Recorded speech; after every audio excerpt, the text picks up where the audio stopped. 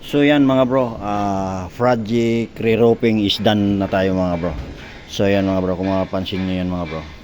Yan, so may mga sealant na. So ang ginagawa natin dito mga bro, wall flashing natin dito mga bro. Puro yan mga 3 o 4 na stainless mga bro. 0.5 ang kapal niyan mga bro. Kaya itong trabaho to paninigurado talaga to mga bro na wala tayong water leaking. Alright mga bro, so yan.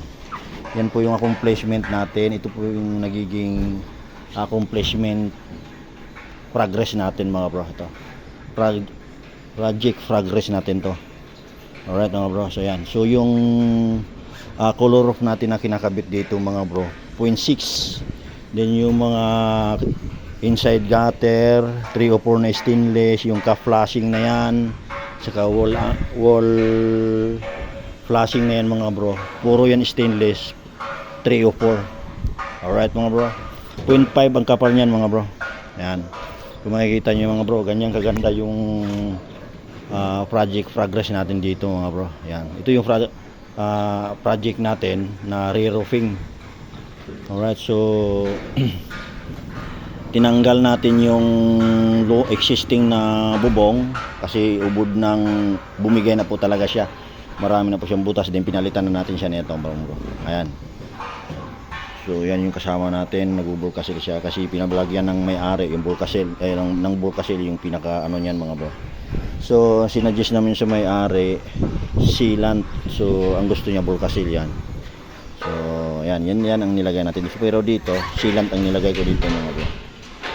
So alright mga bro, so yan, kung makikita nyo yan mga bro, yan, napakatibay yung trabaho natin dito mga bro. So alright mga bro, ayan, kita ko sa inyo mga bro. Ayan. Yan, ito yung ano natin. So yung ano nila dito mga bro, pinaka firewall nila dito mga bro, wala po to sa ano, eskwela. Ayan. Alright mga bro, so sinusundan na lang din natin. Ayan. So ang pinaka downspout dito mga bro, bali tatlong downspout natin dito. Ayan, so ito isa dito, isa doon, yan, tsaka isa rin dito mga bro. Ayan, ito area na to. Ayan, so maganda po talaga once na stainless na ikakabit natin mga bro. Ayan, makikita nyo naman yan mga bro kung gaano. So ito yung paggawa nitong bahay nito mga bro, hindi siya magkapantay. So nangyayari kasi ito pantay, itong area ito papunta doon, pagdating dito nakadrop. Ang problema lang yung bakal niya dito hindi diniretso rito, binaba din po niya yung bakal, kaya ganyan ang hitsura ng ating inside gutter mga bro. Ayan, naka-slope siya papunta dito. Alright mga bro, so yan mga bro, yan po yung ano natin, wall flashing natin. Ito yung ridge roll natin. Ayan, kung mapansin nyo, nilalagyan namin ng burkasil kasi order po ng may-ari. So pero yung sa wall, sa ka-flashing natin na yan, sealant ang ilalagay natin dyan mga bro. Ayan mga bro, ayan, kung makikita nyo yan mga bro.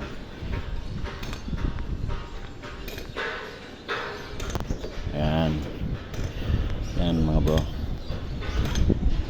Sa mga tips natin sa ating mga kapwa construction worker mga bro, once na mayroong magpapagawa sa atin ng ganito mga bro, make sure lang na okay yung pagkagawa nito mga bro, kasi ginagastusan po ito ng client natin, hindi po biro ang gastos nito mga bro.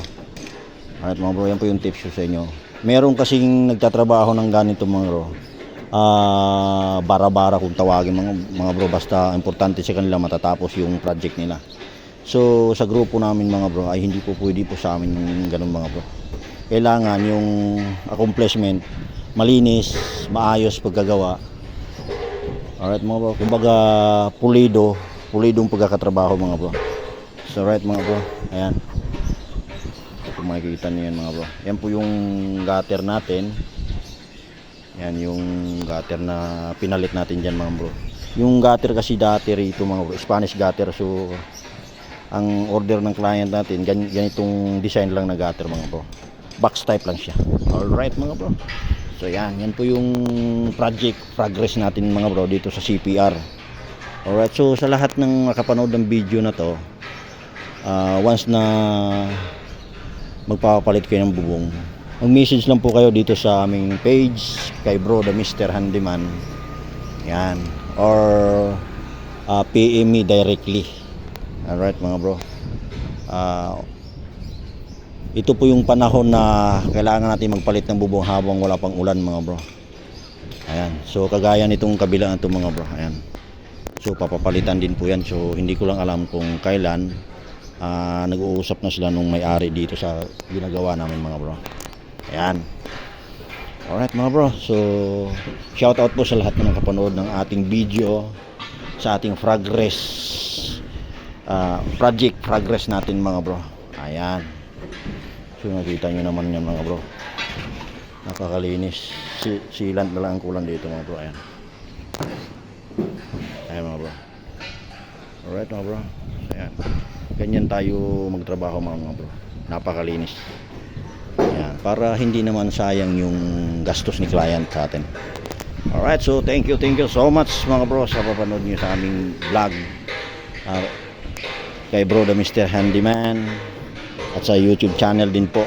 Bro the Mr. Handyman din po. Alright mga bro. So thank you. Bye bye.